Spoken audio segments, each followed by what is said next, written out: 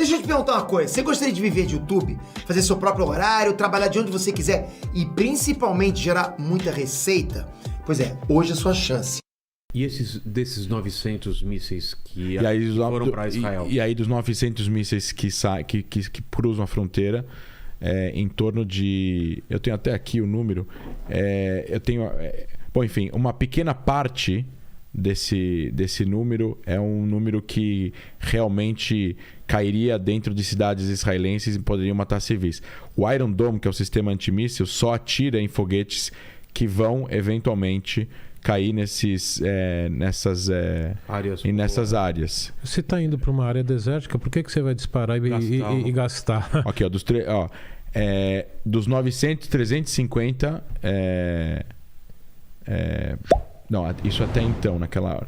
Em torno de 96% dos foguetes que iam cair em áreas construídas ou poderiam matar pessoas foram interceptados. Alguns caíram, poucos, e não matou ninguém. Feriu algumas pessoas, algumas em choque, outras porque correram e tropeçaram e caíram antes de entrar no abrigo. Né? As pessoas, não sei se as pessoas lembram, mas Israel tem um sistema de aviso de sirene e pelo seu celular. Se você tem o aplicativo do comando do como é que chama? Front Command. Tem um nome, a unidade do exército que cuida da parte da parte civil, né? O comando civil para proteger a população civil de uma guerra.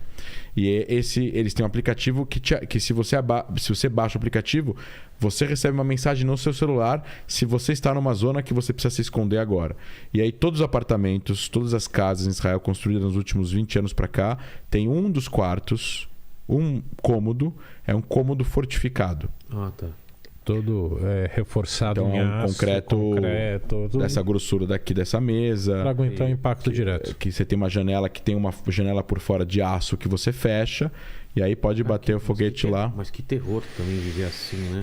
E aí que tá. Então as pessoas que estão muito próximas da faixa de Gaza têm 15, 20 segundos. Elas vão dormir dentro desse quarto. Tel Aviv tem 1 minuto e meio, então dá tempo. Se você está na rua, você corre para dentro de uma edificação, vai para a escada que é no meio da edificação. Entendi. Se você está na estrada de carro, você para o carro, deita no chão, bota a mão na cabeça do lado do guarda-reio, né? Do lado da guia e reza. Você já morou lá? Você passou por algum... Já, várias vezes. Várias vezes. Você correu para onde? Você corria para onde? Eu estava uma vez correndo no parque, eu corri para eu abaixei. Tá.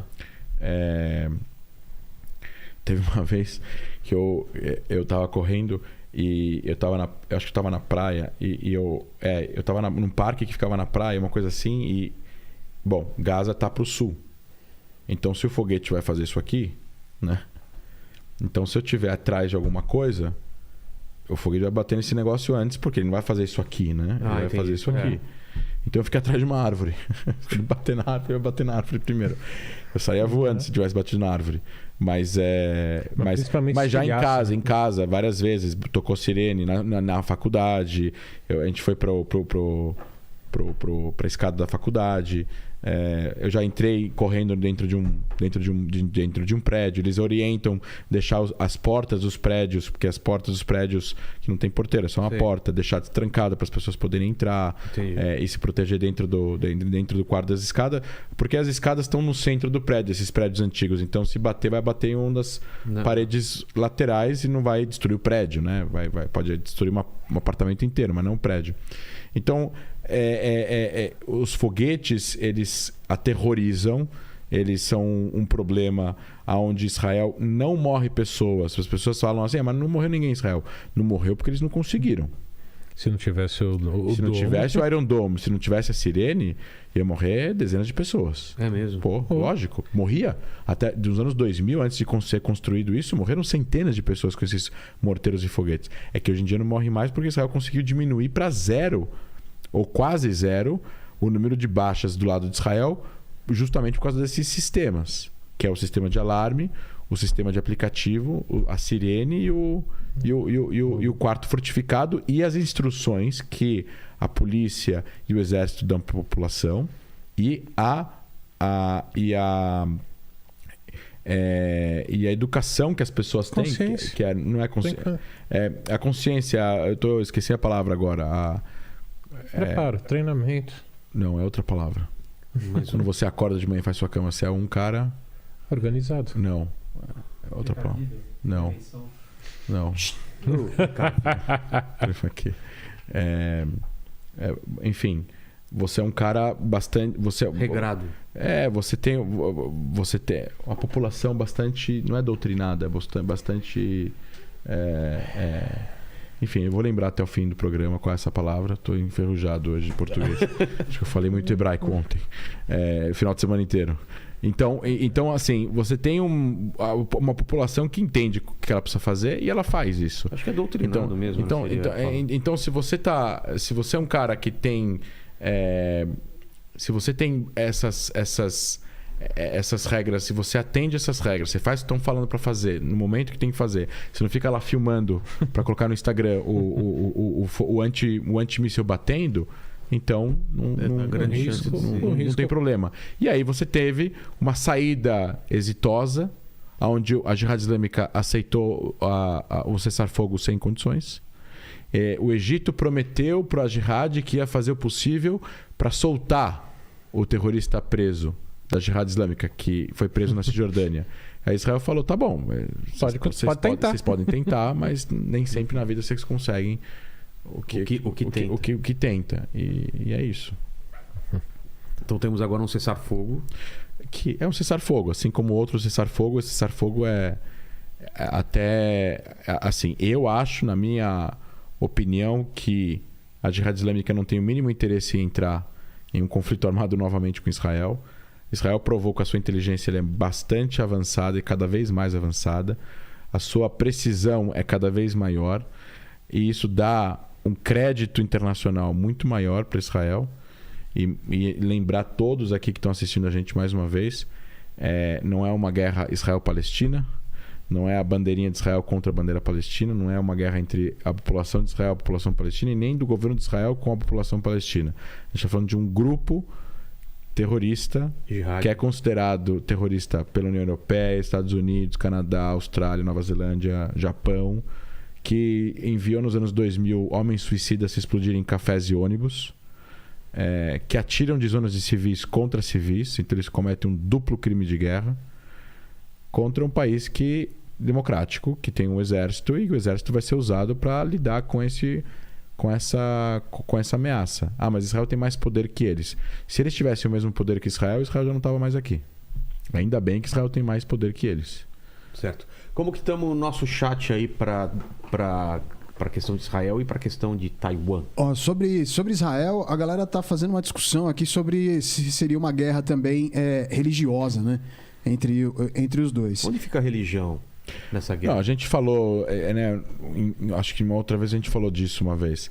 Para a Jihad Islâmica é uma guerra religiosa. Para Israel não? Não, mas para Israel não, porque Israel tem um governo laico e já ofereceu 3 vezes um acordo para a autoridade palestina para ter uma divisão territorial. E um ponto importante não é só usar, também utilizam. Mas eles querem implementar aquilo que o André estava colocando no começo. Eles querem implementar aquela visão de organização na região da Palestina, ou seja, não aceitam o direito de Israel existir, eliminar Israel e implementar em toda a população árabe, muçulmana que estiver lá, uma visão teocrática, ou seja, um governo e uma sociedade que sejam organizados de acordo com os princípios religiosos. O oposto do que o Ocidente construiu. Ou seja, um Estado que tem que ser laico para quê? Para que todos os seus cidadãos vivam de acordo com os seus princípios. O Estado brasileiro é laico. Nós não temos uma religião oficial. No Irã tem uma religião oficial. O que esses grupos querem? O mesmo modelo iraniano. Então não dá para dizer que é uma guerra religiosa, principalmente entre Israel e esse grupo. Não. É a visão deles de mundo. Entendi. Tá respondido? O pessoal estava falando aqui pro André se não seria disciplinado a palavra que ele estava procurando. Exato. Até que enfim. Parabéns. Obrigado pra quem lembrou a palavra. Pro cara que ficou falando 3 línguas menos português no final de semana inteiro. Disciplinado. Aí, baseado nessa questão religiosa, né, o Rogério Almeida Dantas, ele mandou uma pergunta falando aqui: gente, será que estamos caminhando para Gog e Magog? Por que a esquerda em Israel? Por que esquerda em Israel? Por que esquerda em Israel? Não sei, o governo é mais à esquerda? Será que é Olha, isso? em relação... bom, enfim, Israel é uma democracia, tem partidos de esquerda, de direita, laicos, conservadores, Partidos liberais, árabes. partidos árabes, de esquerda, de direita, conservadores também. Isso é o mosaico israelense. Então, Israel tem um governo de transição agora, que não é nem um governo de coalizão montada, porque o governo caiu, a coalizão caiu, então é um governo de transição. O primeiro-ministro está mais à esquerda do Netanyahu, só que na questão de proteger Israel contra grupos terroristas em Gaza, contra o Hamas, contra a Jihad Islâmica, contra o Hezbollah, contra o Irã, contra as forças iranianas na Síria, não tem coalizão, oposição, não tem governo, todo mundo a mesma coisa. A forma como o exército vai funcionar não vai mudar em nada, em nada. Não tem esquerda-direita nesse assunto em Israel. E quando tem assuntos relacionados à esquerda-direita, é muito mais relacionados à entrega de territórios, processos de paz, do que relacionado a questões de econômicas, entendeu? Então, não é que a esquerda israelense quer aplicar agora o socialismo, o comunismo em Israel, e não quer dizer que a direita israelense ela é conservadora, no sentido de proibir agora a parada gay ou proibir o aborto, que é permitido as duas coisas. E a direita, inclusive israelense, avançou essas duas pautas quando ela esteve no poder, e não proibiu. Então, assim, você tem eu acho que o perigo no futuro é o seguinte: o governo palestino na Cisjordânia é fraco, corrupto. Ninguém na Cisjordânia, você pergunta para as pessoas lá, você conversa com jornalistas árabes na Cisjordânia, ninguém apoia o governo palestino na Cisjordânia, que na teoria é o governo representante do povo palestino, que foi aí, controla a Cisjordânia. Não tem eleições há 11 anos, que deveria ter tido eleições em 2011, em 2010, 2011. Então, assim, o Mahmoud Abbas é um ancião, ele tem 87 anos. Quando ele morrer, se vai ter disputa de poder, se o Hamas vai conseguir entrar na Cisjordânia, se vai ter eleições, se eles vão participar, não vão participar, se vai ter algum tipo de tentativa de tomar o poder em alguma cidade palestina, onde eles não vai ter um golpe na Cisjordânia inteira, porque é muito grande, Israel está lá dentro, mas em parte dela, ou em parte das cidades palestinas, não dá para saber. E tem aí também uma grande quantidade de armas e drogas sendo traficadas por proxies iranianas, por membros das guardas revolucionárias iranianas que estão na Síria, na fronteira síria com a Jordânia. E isso está preocupando o rei Abdullah, porque isso pode desestabilizar a Jordânia. Agora, se está entrando armas e drogas lá dentro, o que impede de entrar na Cisjordânia também sem que Israel consiga ver exatamente tudo que está entrando e saindo da Cisjordânia?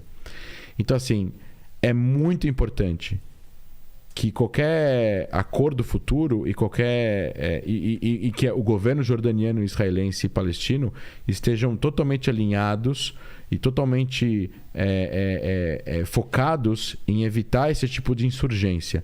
Porque é esse tipo de insurgência que é interessante para o governo iraniano através dessas proxies. Causar caos, divisões e, eventualmente, conflitos assimétricos que enfraquecem as posições daqueles que eles veem como inimigos. Os governos da Jordânia, o governo israelense e por aí vai.